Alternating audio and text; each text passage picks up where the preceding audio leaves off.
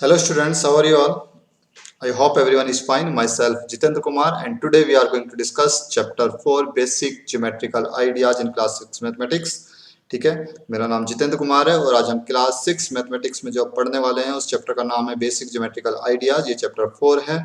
ठीक, तो geometrical basic geometrical idea actually ये चैप्टर जो है ज्योमेट्री का पार्ट है। ज्योमेट्री होता है क्या, सबसे पहले हमारे लिए जानना जरूरी है ज्योमेट्री क्या होता है। ठीक, तो ज्योमेट्री के बारे में थोड़ा बहुत तुमने प्राइमरी क्लासेस के अंदर पढ़ा भी होगा। तो ज्योमेट्री का मतलब क्या होता है मैं बता देता हूँ। Geometry is a part of mathematics, ये मैथमेटिक्स का ही पार्ट है, जैसे अर्थमेटिक होता है, अलजेब्रा, मेंसुरेशन वगैरह है। इसी तरीके से ज्योमेट्री भी मैथमेटिक्स का एक पार्ट है which deals with the study of shapes. ठीक है, जिसमें हम अलग अलग तरह के शेप्स के बारे में पढ़ते हैं। ठीक, तो जैसे सर्कल हुआ, rectangle, square, pentagon, hexagon and so on. Okay, तो अलग अलग तरह की शेप्स के बारे में हम यहाँ पे डिस्कस करेंगे। तो चैप्टर स्टार्ट करने से पहले यहाँ पे एनसीईआरटी पेज ओपन किया हुआ है चैप्टर 4 का। इसके बारे में थोड़ा सा पहले यहाँ पढ़ लेते हैं, उसके बाद फिर आगे स्टार्ट करते हैं। Geometry has a long and rich history. The term geometry in the English equivalent to the Greek word geometron. Geo means earth and metron means measurement. Actual में जो ज्योमेट्री वर्ड है वो कहाँ से डिराइव हुआ है, वो ग्रीक वर्ड जियोमेट्रॉन से डिराइव हुआ है। और जियोमेट्रॉन का जो अर्थ है वो क्या है, जियो मीन्स अर्थ, जियो मीन्स होता है अर्थ और मेट्रॉन मीन्स होता है मेजरमेंट। ठीक है, मीन्स अर्थ का मेजरमेंट। अर्थ का मेजरमेंट से मतलब है अर्थ पे पाई जाने वाली जितनी भी चीजें हैं उन सभी का मेजरमेंट। ओके, तो अब अर्थ पे तो अलग अलग तरह की, अलग अलग डिफरेंट टाइप्स, डिफरेंट शेप्स की अलग अलग तरह की चीजें पाई जाती हैं।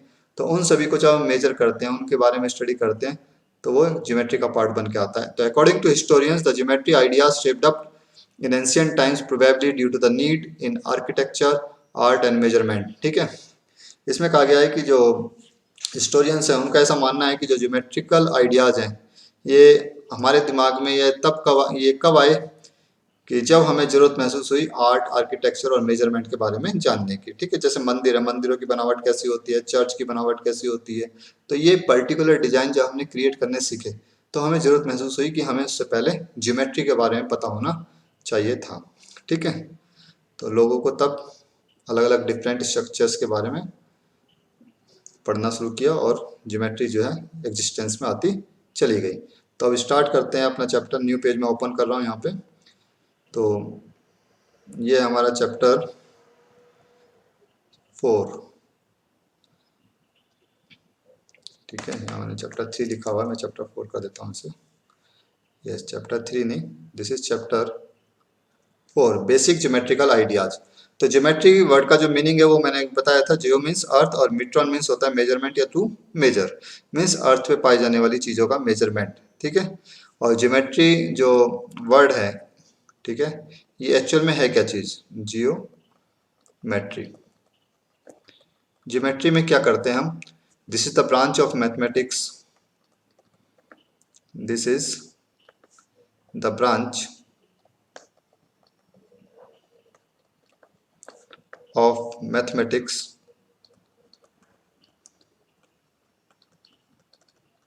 which deals with the study of different shapes, जिसमें हम अलग अलग तरह की शेप्स के बारे में स्टडी करते हैं। ठीक है, अर्थमेटिक क्या होता है, अर्थमेटिक में हम अलग अलग तरह की जो बेसिक ऑपरेशंस हैं उनको सीखते हैं। अलजेब्रा में हम सीखते हैं अननोन क्वांटिटीज के बारे में। ठीक है, तो ज्योमेट्री का मीनिंग समझ में आ गया होगा। अब आगे चलते हैं। ज्योमेट्री का जो एग्जिस्टेंस है वो भी मैंने बता दिया, लोगों को क्यों इसकी जरूरत महसूस हुई थी। अब जो पहला पॉइंट आता है वो हमारे पास है, वो है पॉइंट। ठीक है, पॉइंट क्या होता है, point is that which has no dimension at all. ठीक, पॉइंट क्या है, जिसकी कोई डायमेंशन नहीं होती। डायमेंशन का मतलब है it has no length, no breadth, no mass, no volume. ठीक है, इसमें कुछ भी नहीं होता, तो वो एक पॉइंट होता है। देखो यहाँ पे मैंने ये दिखाया है, this is called a point, ये एक पॉइंट है। ठीक है, here A indicate a point, इसको मैंने नाम दिया है ए। तो ये ए जो है इंडिकेट करता है एक पॉइंट को। ठीक, for example tip of pen, pen की जो टिप होती है, सपोज ये पेन है मेरे हाथ में। ठीक, तो इस पेन की जो टिप है, ठीक, तो ये क्या है, एक पॉइंट है। Tip of needle of compass, compass की जो निडल होती है उसका जो टिप होता है वो भी एक क्या होता है, पॉइंट होता है। ठीक है, पॉइंट को रिप्रेजेंट करता है। तो पॉइंट समझ में आ गया क्या होता है। ठीक है, स्टार्स जो होते हैं हमारे आकाश में, जो हम स्टार्स देखते हैं, हालांकि साइज में वो बहुत बड़े हैं, लेकिन जब हम उसे अर्थ से ऑब्जर्व करते हैं तो वो एक पॉइंट ऑब्जेक्ट के रूप में हमें दिखाई देते हैं, बहुत छोटे दिखाई देते हैं। ठीक है, now next topic is line segment. Line segment क्या होता है। If we join two points lie in a plane, जब हम किन्हीं दो पॉइंट्स को ज्वाइन कर देते हैं जो किसी प्लेन में लाई करते हैं, we get a line segment, तो हमें एक लाइन सेगमेंट मिलती है। देखो यहाँ पे मैंने क्या किया है, दो पॉइंट्स लिए मैंने ए और बी, और इनको मैंने यूजिंग रूलर, रूलर की सहायता से मैंने इनको ज्वाइन कर दिया। तो ए और बी पॉइंट को ज्वाइन करने पे जो चीज़ मुझे मिली है, इसे हम कहते हैं लाइन सेगमेंट। ठीक है, लाइन सेगमेंट को डिनोट कैसे करते हैं। ठीक, here A B is the line segment. Line segment को डिनोट कैसे करते हैं, जो भी लाइन सेगमेंट के जो एंड पॉइंट्स होंगे उन्हें लिखेंगे और उसके ऊपर एक इस तरीके से लाइन सेगमेंट ड्रॉ कर देंगे छोटी सी। ठीक, लाइन सेगमेंट से रिलेटेड कुछ पॉइंट्स, कुछ इंपॉर्टेंट पॉइंट्स हैं, वो क्या है। Line segment is denoted by like A B और बी ए। ठीक, इसका नाम हम ए बी भी लिख सकते हैं और बी ए भी लिख सकते हैं। लाइन सेगमेंट को डिनोट करने के लिए ऊपर एक बार लगा देते हैं इस तरीके से। Okay, line segment has two end points. Line segment के टू एंड पॉइंट्स होते हैं, यानी कि इसके जो एंड पॉइंट्स हैं वो दो हैं, एक एंड पॉइंट यहाँ पे है और एक एंड पॉइंट यहाँ पे है। ठीक है, दो एंड पॉइंट्स होते हैं। बाकी लाइन सेगमेंट पे मैनी पॉइंट्स लाई कर सकते हैं। A line segment has definite length. एक लाइन सेगमेंट की जो लेंथ होती है वो डेफिनिट होती है। डेफिनिट का मतलब है कि उसे हम मेजर कर सकते हैं।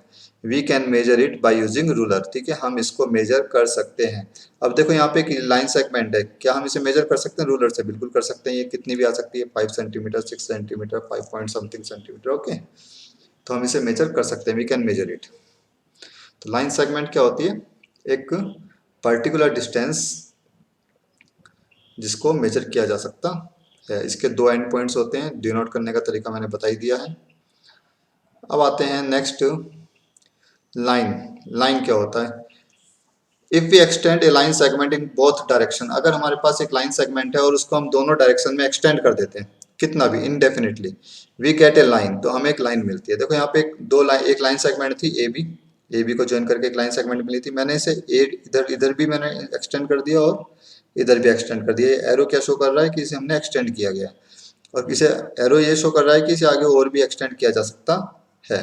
ठीक, तो here A B denotes a line, ये एक लाइन को डिनोट करता है। ठीक है, जब एरो आ जाए दोनों तरफ, ध्यान रखना, तो वो एक लाइन बन जाती है, सिंपल। तो line is denoted like A B, इसे डिनोट करते हैं इस तरीके से, या फिर बी ए, इसका नाम हम ए बी भी लिख सकते हैं और बी ए भी लिख सकते हैं। लेकिन ध्यान रखना कि जब हम इसे ए बी लिखेंगे तो इसके ऊपर एक लाइन का सिंबल बन के आएगा इस तरीके से, एरो लगाने जरूरी है। अगर हम सिर्फ इसे ऐसे लिखते हैं तो ये लाइन सेगमेंट कहलाएगी। ठीक है, लाइन को हम इस तरीके से रिप्रेजेंट करेंगे। Also sometimes it is denoted by small letter, small English alphabet like L M. कभी कभी हम इसे एल और एम से भी डिनोट करते हैं। सपोज मैं इस लाइन को नाम दे सकता हूँ एल। ठीक है, तो वो हम यहाँ पे लिखेंगे किसी भी एक एंड पे, इस तरीके से स्मॉल अल्फाबेट से इसे डिनोट कर सकते हैं। ठीक, line has no end point, इसका कोई एंड पॉइंट नहीं होता। देखो यहाँ पे कोई एंड पॉइंट नहीं है, यहाँ पे क्या है, एरो बना हुआ है। एरो मीन्स ये इनडेफिनेटली एक्सटेंड हो रहा है। ठीक है, तो लाइन का कोई भी एंड पॉइंट नहीं होता है, ध्यान रखना है हमेशा। ये line has no definite length, इसकी कोई डेफिनेट लेंथ भी नहीं होती है। डेफिनेट लेंथ मीन्स इसको नापा नहीं जा सकता, इसको मेजर नहीं किया जा सकता, क्योंकि ये इनडेफिनेटली एक्सटेंड होती रहती है। We can not measure it by using ruler, हम इसको रूलर की सहायता से मेजर नहीं कर सकते। क्लियर है लाइन? लाइन समझ में आ गई होगी। ओके, नाउ प्रोसीड करते हैं आगे। रे, रे क्या होता है। If we extend a line segment in any one direction, हम किसी लाइन सेगमेंट को जब किसी भी एक डायरेक्शन में, किसी भी एक डायरेक्शन में एक्सटेंड करते हैं, वी गेट ए रे, तो हमें एक रे मिलती है। हेयर ए बी डिनोट्स ए रे, यहाँ पे जो ए बी है ये एक रे को डिनोट कर रही है। हमने इसे किस डायरेक्शन में एक्सटेंड किया, बी की डायरेक्शन में हमने इसे एक्सटेंड किया है। A ray is denoted like A B if A is initial point, अगर ए इनिशियल पॉइंट है तो हम इसे ए को पहले लिखेंगे और बी बाद में लिखेंगे और उसके ऊपर एक रे का सिंबल बना देंगे। और बी ए, इस केस में बी हमारा इनिशियल पॉइंट होगा। ठीक है, बी इज इनिशियल पॉइंट और वो ए डायरेक्शन में हमारी एक्सटेंड हो रही है। ए रे हैज नो डेफिनेट लेंथ, रे की कोई भी डेफिनेट लेंथ नहीं होती। डेफिनेट लेंथ का मतलब फिर से वही बात हो गई लाइन वाली, कि इसको भी मेजर नहीं किया जा सकता। We can not measure it, ठीक है। ये कितनी भी इंडेफिनिट लाइन तक एक्सटेंड हो सकती है, we can not measure it, हम इसे मेजर नहीं कर सकते। ए रे हैज वन इनिशियल पॉइंट, इसका सिर्फ एक ही इनिशियल पॉइंट होता है, इनिशियल पॉइंट कह लो या एंड पॉइंट कह लो, बात एक ही है। तो जैसे यहाँ पे देखें तो ये रे जो है यहाँ से स्टार्ट होती है ए पॉइंट से, तो ये इसका इनिशियल पॉइंट हो गया, ठीक है।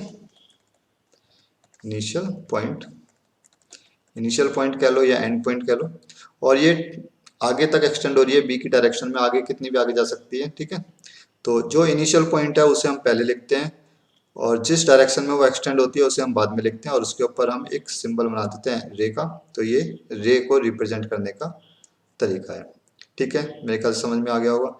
इसके एग्जाम्पल क्या है, जैसे सनरेज, सन से जो रेज निकलती हैं, आप देखो सन से जब रेज निकलती हैं तो वो सन से निकल रही हैं और सन से निकल के वो दूर दूर तक जाती हैं, ठीक है ना। तो सन तो हमारा उसका इनिशियल पॉइंट हो गया, और वो इनडेफिनेटली एक्सटेंड होती हैं, ठीक है, पूरे यूनिवर्स में फैल जाती हैं।